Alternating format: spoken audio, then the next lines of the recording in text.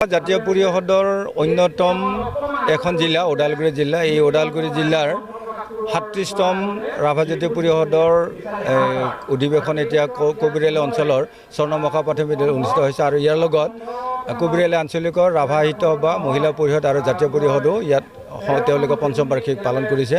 যে ওদালগুৰি জিলাই এইটো আশা কৰে যে অহা ২০২৬ চনৰ ১৫ জানুৱাৰীত ১০০ বছৰ ভৰি দিব আৰু এইটো লৈ পেলাই তেওঁলোকে যোৱা প্ৰতিনিধি সভাত আলোচনা এটা কৰিছে যে শতবৰ্ষ উদযাপন কৰিবৰ কাৰণে নিখিল ৰাভা জাতীয় পৰিষদ ১৯২৬ চনত গঠিত হৈ ২০২৬ চনত শতবৰ্ষত ভৰি দিব আৰু এই অনুষ্ঠানটি ওদালগুৰি জিলাৰ যিকোনো এটা ঠাইত উপযুক্ত ঠাইত তেওঁলোকে উদযাপন কৰিবৰ কাৰণে তেওঁলোকে সিদ্ধান্ত গ্ৰহণ কৰিছে আৰু এই কথাটো মানে তেওঁলোকে এইকাৰণে কৰিছে যে ইয়াত ৰাভাসকলৰ জাতি ধৰ্ম বৰ্ণ নিৰ্বিশেষে যিখিনি কাম কৰিব লাগে আমি অন্যান্য জনগোষ্ঠীৰ লগত সহমতত থাকি তেওঁলোকৰ সহযোগ লৈ পালন কৰিবৰ কাৰণে নিজৰ জাতীয় সংগঠন মজবুত কৰাৰ কাৰণে তেওঁলোকে উঠি পৰি লাগিছে আৰু তেওঁলোকৰ যিটো আঠটা আঞ্চলিক আছে এই আঠটা আঞ্চলিকত সকলো ৰাভা জাতিক জাগৰিত কৰাৰ কাৰণে নিখিল ৰাভা জাতীয় পৰিষদ শতবৰ্ষৰ লগত জড়িত থকা জনজাগৰণ সভা তেওঁলোকে পাতিব আৰু পাতি এখন সৰ্বাংগীন সুন্দৰ নিখিল ৰাভা জাতীয় পৰিষদৰ চেঞ্চুৰী যাক আমি শতবৰ্ষ উদযাপন কৰোঁ ইয়াৰ উদযাপন কৰাৰ তেওঁলোকে ব্যৱস্থা গ্ৰহণ কৰিব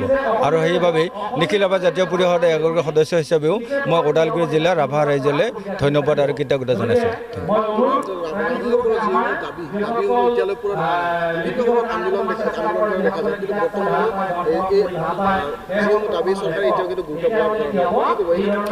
নাই এইটো চাওক যে যোৱা এছেম্বলিৰ সময়ত কলাইগাঁও জিলাৰ কলাইগাঁও সমষ্টিৰ বিধায়ক দুৰ্গাদাস বৰুৱাই প্ৰশ্ন এটা কৰিছিল যে ৰাভাসকলে ৰাজপথত আন্দোলন কৰি আছে অসম চৰকাৰৰ এজেণ্ডা কি আৰু তেতিয়াই মহামান্য সদনত WBT মিনিষ্টাৰ শিক্ষা মিনিষ্টাৰে এটা কথা স্পষ্ট কৈছিল যে ৰাভাসকলৰ স্বায়ত্ব শাসনৰ সম্পৰ্কত 6 শিডিউল দিয়াৰ কাৰণে অসম চৰকাৰে ব্যৱস্থা ল'ব 2 মাহৰ সময় তেওঁলোকে বিচাৰিলে আৰু তাৰ লগে লগে তেওঁ এইটো কথাও কৈছিল যে 2 মাহৰ ভিতৰত খচৰা তেওঁ অসম চৰকাৰক দাখিল কৰিব আৰু কেন্দ্ৰীয় চৰকাৰক প্ৰেৰণ কৰাৰ ব্যৱস্থা কৰিব। কিন্তু আজিৰ তাৰিখত দেখা গ'ল আজি 9 মাহ পাৰ হৈ গ'ল 9 মাহ পাৰ হৈ যাওঁতে তেওঁলোকে কোনো ধৰণৰ এই 3জনীয়া কমিটিয়ে খচৰা তেওঁলোকে দাখিল নকৰাৰ কাৰণে আজি ৰাভাসকলে ক্ষোভিত হৈছে।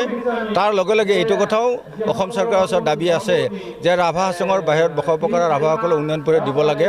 বিগত সোণোৱাল চৰকাৰৰ দিনত সকলোখিনি কাম কাজ কৰি কেবিনেট ডিচিশ্যন ল'বলগীয়া ব্যৱস্থাটোক আজি ডক্টৰ হিমন্ত বিশ্ব শৰ্মা চৰকাৰে যেনেকুৱা ধৰণৰ ব্যৱস্থা ল'ব লাগে তেনেকুৱা ধৰণৰ ব্যৱস্থা লোৱা নাই আৰু সেইকাৰণেই ৰাভা হাছঙৰ বাহিৰত বসবাস কৰা ৰাভাসকল বুলিয়ে নহয় যে ৰাভা জাতীয় পৰিষদৰ লগত জড়িত সকলো পৰিয়াল সকলো ৰাইজে ইয়াৰ ক্ষেত্ৰত সাংঘাতিকভাৱে উদ্বিগ্ন প্ৰকাশ কৰিছে। আৰু আন এটা কথা ক'ব লাগিব যে ৰাভাসকলে ২০২০ চনৰ কেন্দ্ৰীয় চৰকাৰৰ শিক্ষানীতিৰ আধাৰত মাতৃভাষাত পঢ়া যিটো নেকি ব্যৱস্থা লাভ কৰিছে এইটো ক্ষেত্ৰত সাংবিধানিক মৰ্যাদা পোৱাৰ পিছতো অসম চৰকাৰে শিক্ষা ব্যৱস্থাৰ ক্ষেত্ৰত ৰাভাসকলৰ মাধ্যম প্ৰৱৰ্তন কৰাৰ কোনো ধৰণৰ ব্যৱস্থা লোৱা আমাৰ পৰিকল্পনা নহ'ল। কিন্তু ইতিমধ্যে শিক্ষামন্ত্ৰীয়ে এটা ব্যৱস্থা কৰিম বুলি কৈছিলে ৰাভাসকলৰ আগত সেয়া হ'ল যে 2 বছৰ অংগনবাদী কেন্দ্ৰত তেওঁলোকে প্ৰচলন কৰিব। তাৰপিছত 25 চনত ৰাভা ভাষাৰ মাধ্যম 710খন স্কুলত প্ৰৱৰ্তন কৰিব। কিন্তু এতিয়া সেইবোৰ কৰাৰ সুদূৰ পৰাহত পৰিৱেশ আমি দেখিবলৈ পাইছোঁ। আজি তাৰিখলৈকে অসম চৰকাৰে এই ব্যৱস্থা লোৱা নাই আৰু সেইকাৰণে পৰৱৰ্তী সময়ত ৰাভাসকলে বিশেষকৈ নিখিল ৰাভা জাতীয় পৰিষদে আমি ৰাজহুৱা সভাবিলাকত বক্তব্য ৰাখিছোঁ যে কম দিনৰ ভিতৰত যদি অসম চৰকাৰে ভাৰতীয় সংবিধানৰ গণ্ডিত থকা ৰাভাসকলে প্ৰদত্ত যিখিনি নেকি ব্যৱস্থা পাব লাগে তাক যদি নকৰে নিখিল ৰাভা জাতীয় পৰিষদৰ বেনাৰত আন্দোলন ব্যৱস্থা হ'ব, নিশ্চয় হ'ব। এই কথাটো ৰাইজক আমি ইতিমধ্যে জনজাগৰণ সভাৰ যোগেদি আমি ব্যক্ত কৰিছোঁ আৰু ৰাইজে এই ক্ষেত্ৰত তেওঁলোকে ক্ষীপ্ৰ ব্যৱস্থা ল'ব লাগে বুলি আমাক দৃঢ় পৰামৰ্শ প্ৰদান কৰিছে। কাৰ্যসূচীৰ বিষয়ে মই এইটোৱে ক'ম যে আমাৰ দুদিনীয়া কাৰ্যসূচী আমি আজি লৈছিলোঁ। আজি আমাৰ প্ৰায় বহুকেইদিনৰ পৰাই আমি বহুখিনি মানে কষ্টৰে এই অধিৱেশনখন আমি মানে সফলমণ্ডিত কৰাৰ কাৰণে আমি দেহেকেহে লাগি আছিলোঁ। সেয়েহে আমাৰ যি ৩৭তম আমাৰ যি ৰাভা জাতীয় পৰিষদৰ ওদালগুৰি জিলাৰ যি অধিৱেশন এই অধিৱেশনখনত আমাৰ আজি সমাপ্ত হ'ব। আজি আমি এতিয়া আহি আমি মুকলি সভাত আমি উপনীত হ'ম খন্তেক সময়ৰ পিছতে। ইয়াৰ আগমুহূৰ্তত আমাৰ যিখিনি নেকি কাৰ্যসূচী লোৱা হৈছিলে এই কাৰ্যসূচীখিনি আমাৰ সুন্দৰভাৱে চলি গৈছে। যিখিনি নেকি ব্যক্তিক আমি সম্বৰ্ধনাও জনাইছোঁ, সম্বৰ্ধনা পত্ৰ আমি জ্ঞাপন কৰিছোঁ। ইয়াৰ উপৰিও আমাৰ যিবিলাক প্ৰথমৰ পৰা আমি বৃক্ষৰোপণৰ পৰা আদি কৰি গোটেইখিনি আমি কাৰ্যসূচী লৈছোঁ সেইখিনি সুন্দৰভাৱে আমাৰ চলি গৈ আছে। আৰু সেইকাৰণে আমি ৰাইজৰ পৰা খুব মানে এটা সঁহাৰি পাইছোঁ। ৰাইজৰ যিখিনি নেকি উৎসাহ উদ্দীপনা আমাক দিছে আমি ধন্য হৈছোঁ। এইটো নিখিল ৰাভা জাতীয় পৰিষদ ওদালগুৰি জিলাৰ উদ্যোগতে হৈছে আৰু কবিৰেলী আঞ্চলিকৰ তিনিওটা সংগঠন অৰ্থাৎ ৰাভা মহিলা পৰিষদ, ৰাভা জাতীয় পৰিষদ আৰু ৰাভা সাহিত্য সভাৰ এই তেওঁলোকৰ পঞ্চম বাৰ্ষিক অধিৱেশন।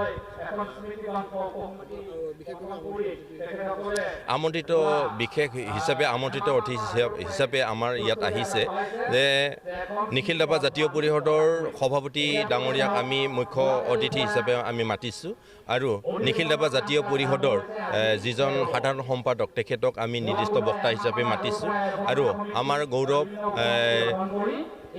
যি নেকি আমাৰ ৰাভা জাতীয় জনগোষ্ঠীৰ আমাৰ যিখিনি নেকি MCLA আমি পাবৰ কাৰণে সক্ষম হৈছিলোঁ, অৰ্থাৎ নমিনি পাবলৈ সক্ষম হৈছিলোঁ। আমি তেখেতকো আমন্ত্ৰণ জনাইছিলোঁ, কিন্তু তেখেত এইমাত্ৰ আমাক জনাইছে বিশেষ অসুবিধা হেতুকে তেখেতে আহিব নোৱাৰিলে।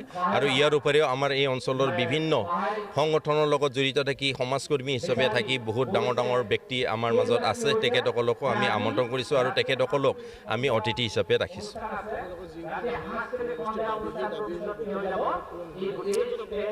এই ক্ষেত্ৰত আমি কৰি আছোঁ দাবীখিনি আমি সঁচাকৈ নিখিল ৰাভা জাতীয় পৰিষদৰ যি মজিয়াত আমাৰ আলোচনা হৈ আছে সেইখিনি আমি সুন্দৰভাৱে আমি দাবীবিলাক আমি কৰি আছোঁ। আৰু অলপ আগতে আমাৰ যি 1 জানুৱাৰী দিনাখনেই যিটো নেকি আমাক মদাহীসকলক আমাৰ কোনো ধৰণৰ ৰাভাসকলৰ থান নহয় বুলি তেওঁলোকে মানে কছাৰী এটা মানে জনগোষ্ঠী হিচাপে তেখেতলোকে দিবৰ কাৰণে চৰকাৰে মানে হেঁচা প্ৰয়োগ কৰিছিলে। সেইখিনিতো আমাৰ নিখিল ৰাভা জাতীয় পৰিষদৰ ফালৰ পৰা আমি সুন্দৰভাৱে ইয়াত মানে আমাৰ যে এটা ৰাভাৰে এই মদাহীসকল ঠাল সেইখিনি সুন্দৰভাৱে আমি ব্যক্ত কৰিছোঁ আৰু ইতিমধ্যে স্মাৰক পত্ৰ দিছোঁ।